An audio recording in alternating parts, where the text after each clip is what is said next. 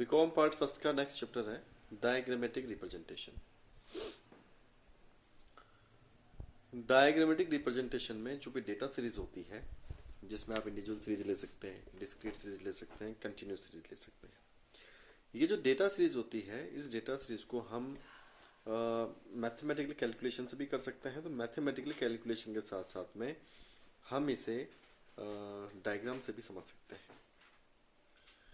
ये जो data series होती है, इस डेटा को अगर हम ग्राफ कॉपी के ऊपर इसको बना के देखते हैं, तो ग्राफ के आधार पर जो भी आप निर्णय लेंगे, जो भी डिसीजंस लेंगे, वो निर्णय और लिए गए डिसीजंस जो है वो डायग्रामेटिक रिप्रेजेंटेशन होते हैं। नेक्स्ट आता है utility and importance of diagrams to simplify data and make them understandable. किसी भी सूचना को संख्या में व्यक्त करने के बाद अगर आप उसे रेखा चित्र द्वारा ग्राफ कॉपी पर आप उसे अंकित करते हैं, तो ग्राफ कॉपी पे अंकित करने से आप उस डेटा की सीरीज को समझ सकते हैं कि वो डेटा जो है या उसकी जो सीरीज है वो क्या करना चाह रही है, क्या बताना चाह रही है। तो ग्राफ के आधार पर डेटा जो है वो सिंप्लीफाई हो जाता है और उसकी जो प्रवृत्ति है, जैसे मान लीजिए कि पिछले 10 साल की आपने सेल्स ली, पिछले 10 साल की अगर आप सेल्स को लेते हैं तो उस सेल्स का बढ़ने का स्पीड क्या है या उस सेल्स का घटने का स्पीड क्या है, तो वो जो एनालिसिस है वो एनालिसिस आप ग्राफ के अंदर कर सकते हैं और आप इजीली समझ सकते हैं।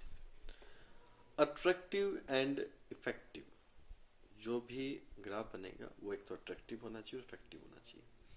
अट्रैक्टिव का मतलब ये होता है कि उसका जो बनाया आपने वो आकर्षक होना चाहिए, लगना चाहिए कि इसमें कुछ दिख रहा है आपको।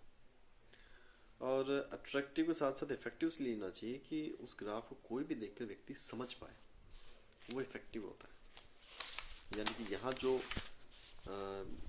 एवरेज जो योग्यता का व्यक्ति भी है उस ग्राफ के आधार पर समझ पाए, क्योंकि ये जो सूचकांक होते हैं वो कई तरीके से होते हैं।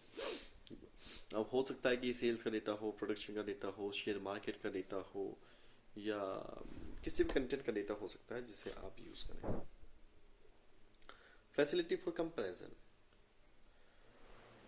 अगर आप पिछले 10 साल की सेल्स ले रहे हैं और 10 साल की सेल्स को अगर आप ग्राफ के ऊपर बनाते हैं, तो ग्राफ में अगर लाइन अगर आगे की तरफ बढ़ रही है तो आपको ये पता चलता है कि आपकी सेल्स आने वाले सालों में बढ़ेगी या घटेगी। तो ये जो एनालिसिस है कंपैरिजन का, वो आप ग्राफ के आधार पर कर सकते हैं। डेटा यानी कि हमारी जो सेल्स है, प्रोडक्शन है, डिमांड है, सप्लाई है, प्राइस है, तो उन सब की आप जो ट्रेंड है उसको आप एनालाइज कर सकते हैं। फैसिलिटी फॉर कंपैरिजन, तुलना कर ही सकते हैं, ये अपना हो चल रहा था।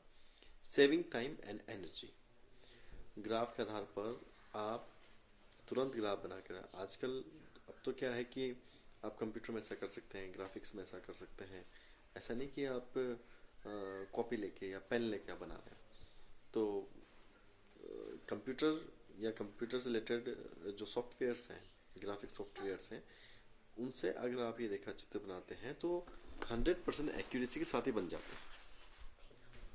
और 100% एक्यूरेसी के साथ बनने से डेटा का जो एनालिसिस है वो तो आप तुरंत कर सकते हैं, टाइम बचेगा और आपकी एनर्जी भी बचेगी। लेकिन आपको इसके लिए ज़रूरी है कि जो कंप्यूटराइज जो टेक्निक्स हैं, उन टेक्निक्स का आपको ज्ञान होना चाहिए। अगर आपको टेक्निक्स का ज्ञान नहीं है तो आप इसको यूज़ नहीं कर सकते। Helpful in informative communication, graph के आधार पर डेटा होगा तो आप डेटा को पढ़ेंगे, समझेंगे। अगर ग्राफ होगा तो ग्राफ में डेटा का बढ़ने का और घटने का जो स्पीड होगा, उस स्पीड का आपको पता चलेगा और उस स्पीड का पता चलने से उस स्पीड का पता चलने से जो मतलब एक नॉर्मल जो व्यक्ति है उस स्पीड को अगर आंखों से भी देखेगा तो समझ जाएगा कि नीचे सेल्स लिखा है और ये लाइन ऊपर जा रही है, मतलब सेल्स बढ़ रही है। तो डायग्रामेटिक जो रिप्रेजेंटेशन है जिसमें आप डब्बे बना सकते हैं, खंबे से बना सकते हैं, लाइंस बना सकते हैं, या कोई कई मायने में आपको कई प्रकार की सूचनाएं सामान्य ज्ञान का व्यक्ति भी इसको समझ सकता है, मतलब उसके पास ये कॉन्सेप्ट कम्युनिकेट हो सकता है। यूनिवर्सल यूटिलिटी ग्राफ के आधार पर जो एनालिसिस होता है उससे कोई भी समझ सकता है उसको, और इसकी यूनिवर्सल यूटिलिटी जरूरी नहीं कि ग्राफ के आधार पर आप प्रोडक्शन का एनालिसिस करें, सेल्स का एनालिसिस करें, प्राइस का एनालिसिस करें। आप जो एनजीओज हैं या जो सोसाइटी का जो डेटा है, एनवायरनमेंट का जो डेटा है, उसे भी आप डायग्रामेटिक रूप से आप समझा सकते हैं। जब भी आप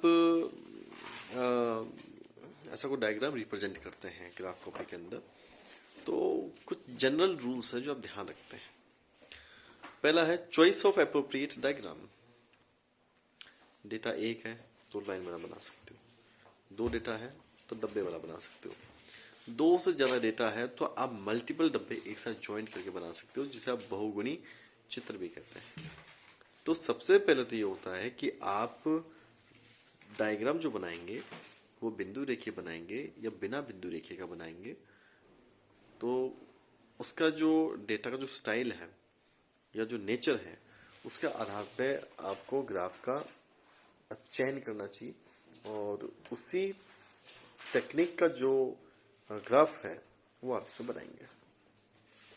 हेडिंग, अगर आप हेडिंग की बात करते हैं तो सबसे पहले ग्राफ की हेडिंग होनी चाहिए। मान लीजिए कि आपने एक क्लास में पढ़ाया, उस क्लास में कुछ बच्चे फर्स्ट डिवीजन आते हैं, कुछ सेकंड डिवीजन आते हैं, कुछ थर्ड डिवीजन आते हैं, कुछ बच्चे फेल हो जाते हैं। एक ही क्लास का 4 टाइप का डेटा आपके पास है। अब आप कौन सा डायग्राम बनाएंगे? इसमें जो बनेगा वो बनेगा मल्टीपल डायग्राम, यानी कि बहुगुणी, जिसमें एक से ज्यादा गुण है। तो ऐसा जो डायग्राम होगा वो मल्टीपल बनेगा, और उसमें एक ही पर्टिकुलर स्पेस पे वो चारों चीजें आपको 4 तरीके से 4 लाइंस के आधार पर दिखानी पड़ेगी, जिससे आप उन चारों लाइनों की साइज को देखकर आप तय कर सकते हैं कि फर्स्ट डिवीजन ज्यादा थे या सेकंड या थर्ड या फिफ्थ। तो एक साथ वो चारों लाइनें पास पास बनेंगी। अब वो डायग्राम या आपने किस मेथड से बनाए, उस मेथड का नाम उस एनालिसिस डायग्राम के ऊपर अंकित होना चाहिए। साइज, अब साइज क्या लेंगे? जिसे आप कहते हैं ना अक्षांश उद्देश, एक्स एक्सिस पे इतना ले लो, वाई एक्सिस पे इतना ले लो, मतलब एक्स अक्षांश पे इतना लेना है, वाई अक्षांश पे इतना लेना है। तो जो ग्राफ का साइज होता है, जिसे आप पैमाना भी कहते हैं, स्केल कहते हैं, वो आप कैसे तय करेंगे? वो डिपेंड करेगा आपकी डेटा की साइज पे। अब डेटा की साइज अगर मान लीजिए बड़ी है तो आप इंडेक्स मेथड लगा के और डेटा को आप सिंपल नंबर्स में कन्वर्ट करके और आप डायग्राम इजीली बना सकते हैं। अट्रैक्शन, जो भी डायग्राम बनेगा वो अट्रैक्टिव होना चाहिए। आपको लगता है कि भाई हमने डब्बे वाला डायग्राम बनाया या गोले वाला डायग्राम बनाया, तो उसमें आप कलर डाल सकते हैं, मल्टी कलर उसको बना सकते हैं, जैसा कि आप कंपनीज की एनुअल रिपोर्ट में कई डायग्राम्स को देखते हैं। जब ये डायग्राम थोड़े से कलरफुल बनते हैं तो आपको पता चल जाता है कि भाई इस कलर में ये चीज दिख रही है, इस कलर में ये चीज दिख रही है। जैसे एक क्लास के आपने बच्चों को पढ़ाया, 4 तरीके का रिजल्ट सामने आया, कुछ फर्स्ट थे, कुछ सेकंड थे, कुछ थर्ड थे, तो कुछ फेल थे। तो आप उन चारों को जब आप एक जगह, आप एक खंबे में यानी एक डब्बे के अंदर अगर आपसे दिखाते हैं या एक गोले के अंदर आप उसे दिखाते हैं बांट के किसी भी डायग्रामेटिक मेथड से, तो आप उसमें अलग अलग शेड्स बनेंगे, तो शेड्स के आधार पर वो जो डायग्राम होगा वो खाली नहीं दिखेगा, वो समझ में आएगा कि भाई इसके अंदर क्या है। जैसे आप जनरली देखते हैं कि जब हम प्रोडक्शन की बात करते हैं, किसानों की बात करते हैं, खेती की बात करते हैं, तो हम जैसे मान लीजिए इंडिया का मैप है, उसमें दिखाते हैं ना कि भैया हरा हरा कर दिया, मतलब में खेती ज़्यादा होती है, या तो उसे ब्राउन ब्राउन कर दिया भैया रेगिस्तान है, या मान लीजिए कि कहीं हमने ब्लू ब्लू कर दिया तो आपको लगेगा कि भाई वो पानी का एरिया है। तो ये जो डायग्राम जो बनता है ये हमेशा थोड़ा सा अट्रैक्टिव होना चाहिए, जिसमें आप कलरफुल उसको यूज कर सकते हैं। इंडिकेट्स पे आप लगा सकते हैं, जैसे मान लीजिए कि आपने एक डायग्राम बनाया, उस डायग्राम में आप कहीं लाइंस बना सकते हैं सीधी, कहीं आप गोले गोले बना सकते हैं, कहीं आप फ्लावर्स बना सकते हैं, कहीं आप एरो बना सकते हैं। तो उसमें अलग अलग आप शेड्स कलर भरने के स्थान पर आप उसमें जो चिन्ह नुमा जो चित्र है वो भी बना सकते हैं। एरो का चित्र हो सकता है, गोले का चित्र हो सकता है, या कोई अक्षर बना सकते हैं, तो वो आप यूज कर सकते हैं। ये जो भी डायग्राम बनेगा, अगर हम कॉपी की बात करते हैं तब तो ये ग्राफ पेपर पे बनता है। कंप्यूटर में तो जो ब्लैंक जो शीट होती है, ग्राफिक्स जो शीट होती है, उसके अंदर ये बन जाता है। आप नोट्स लगा सकते हैं कि भाई हमने इस ग्राफ के अंदर जो भी डेटा लिया है वो मल्टीपल, यानी कि दशमलव के बाद 2 डिजिट्स में लिया है, या दशमलव के बाद आपने 3 डिजिट्स में लिया है, ऐसा आप उसमें यूज कर सकते हैं। और जो भी डायग्राम बनेगा वो सिंपली डायग्राम होना चाहिए।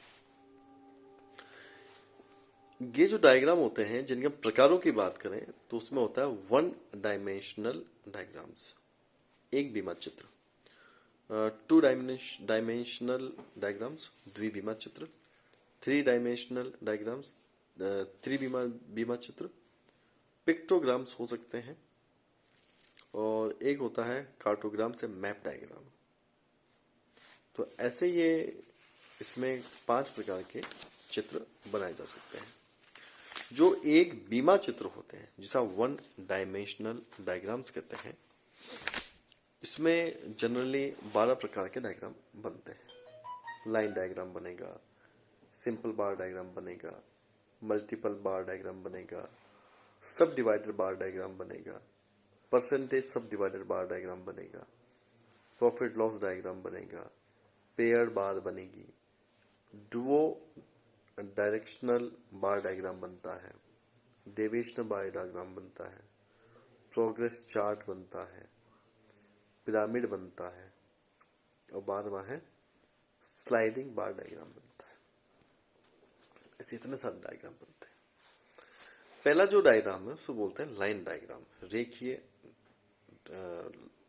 डायग्राम या रेखीय चित्र। रेखीय चित्र में आप सिंपली लाइंस बनाते हैं, सिंपली लाइंस बनती है। बार जो डायग्राम होता है, नंबर 2 बार डायग्राम, उसमें डब्बे बनते हैं।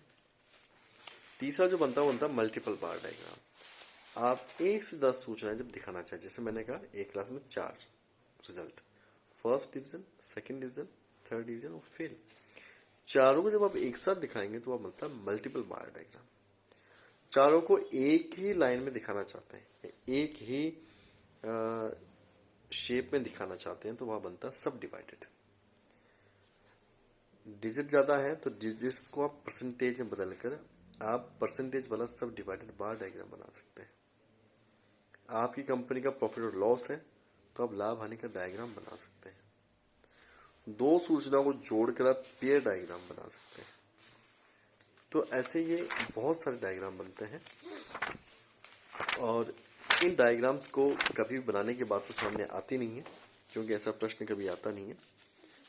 लेकिन थियोरेटिकल अगर इस डायग्राम की बात की जाए तो आपको इन मेथड्स को लिखना पड़ेगा। इसके अलावा कुछ सर्कुलर या पाई डायग्राम भी बन सकते हैं।